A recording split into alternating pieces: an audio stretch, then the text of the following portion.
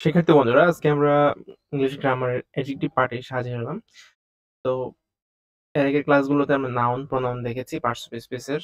তো পার্টসিপিয়েন্ট স্পেসের আরেকটি পার্ট হচ্ছে অ্যাডজেক্টিভ, যেটা হচ্ছে নাউন বা প্রনাউনের দোষ গুণকে বোঝায় বা নাউন বা প্রনাউনকে বিশেষায়িত করে। যেমন তো এটার ডেফিনিশনটা হচ্ছে এরকম যে ওয়ার্ড কোনো সেন্টেন্সে নাউন অর প্রনাউন বা নাউন বা প্রনাউনকে বিশেষায়িত করে, অর্থাৎ তাদের দোষ, গুণ, সংখ্যা, পরিমাপ ইত্যাদি প্রকাশ করে, তাকে অ্যাডজেক্টিভ বলে। কোনো নাউনের পূর্বে ব্যবহার করলে অ্যাট্রিবিউটিভ ইউজ বলে। যখন কোনো অ্যাডজেক্টিভ নাউনের পূর্বে বসে তখন সেটাকে অ্যাট্রিবিউটিভ ইউজ বলে। এটা মনে রাখা জরুরি। কারণ আমরা যখন পরীক্ষা দিব, এমসিকিউ টাইপ পরীক্ষা, তখন কিন্তু এইসব প্রশ্ন খুব গুরুত্বপূর্ণ। যখন কোনো নাউনের পূর্বে ব্যবহৃত হয় অ্যাডজেক্টিভ, বেসিক ক্লিয়ার করার জন্য এটা মনে রাখতে হবে। নাউনের পূর্বে ব্যবহৃত হলে সেটাকে অ্যাট্রিবিউটিভ ইউজ বলে, আর প্রনাউনের পূর্বে যখন অ্যাডজেক্টিভ ব্যবহৃত হয় তখন সেটাকে প্রিডিক্টিভ প্রেডিকেটিভ ইউজ বলে। যেমন she is a good girl, এখানে এটা নাউনের পূর্বে ব্যবহৃত হয়েছে গুড, এটা একটা অ্যাডজেক্টিভ। এটা কার পূর্বে ব্যবহৃত হয়েছে? নাউনের পূর্বে। এটা নাউনের পূর্বে ব্যবহৃত হয়েছে, তাহলে এখানে এটাকে অ্যাট্রিবিউটিভ ইউজ বলে।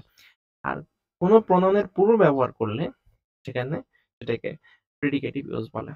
The girl is good, the girl is good, এখানে এটা হচ্ছে প্রেডিকেটিভ ইউজ।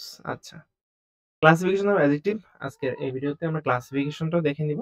ক্লাসিফিকেশন অ্যাডজেক্টিভকে ৪ ভাগে ভাগ করা যায়। একটা হচ্ছে ডেসক্রিপটিভ অ্যাডজেক্টিভ, আর সেকেন্ড হচ্ছে কোয়ান্টিটিভ অ্যাডজেক্টিভ, নাম্বার 3 হচ্ছে numeral adjective, and number 4 pronominal adjective. ৪ ধরনের অ্যাডজেক্টিভ রয়েছে: ডেসক্রিপটিভ, কোয়ান্টিটিভ, তারপর হচ্ছে নিউমেরাল, প্রোনোমিনাল অ্যাডজেক্টিভ। তো ডেসক্রিপটিভ প্রনাউন অ্যাডজেক্টিভ হচ্ছে যে অ্যাডজেক্টিভ কোনো ব্যক্তি বা বস্তুর দোষ, গুণ বা অবস্থা প্রকাশ করে তাকে ডেসক্রিপটিভ অ্যাডজেক্টিভ বলে। মানে যে প্রনাউন দ্বারা কোনো ব্যক্তির দোষ বোঝানো হবে অথবা তার অবস্থা, মানে সে কি অবস্থায় আছে, তার গুণ, ভালো দিকগুলো প্রকাশ করা হবে, সেটাকে আমরা ডেসক্রিপটিভ অ্যাডজেক্টিভ বলি। যেমন হি ইজ আ নাইস বয়, সে হচ্ছে সুদর্শন ছেলে। তো নাইস সুন্দর বা সুদর্শন এটা বোঝানো হয়। তো নাইস এটা কিন্তু অ্যাডজেক্টিভ, এবং এখানে এই ছেলেটাকে আসলে, ছেলে হচ্ছে এখানে ব্যক্তি, এই ছেলেটাকে আসলে তার যে অবস্থা বা গুণ, তার গুণটা এখানে প্রকাশ করা হয়েছে। It is a heavy box, বক্সটা ভারী। তার মানে এই বক্সের অবস্থা বোঝানো হয়েছে, বক্সটা কি ভারী। রহিম ইজ আ গুড বয়, এখানে রহিমকে আসলে আহ, অবস্থার যেই আহ, গুণ সেটাকে আসলে প্রকাশ করা হয়েছে।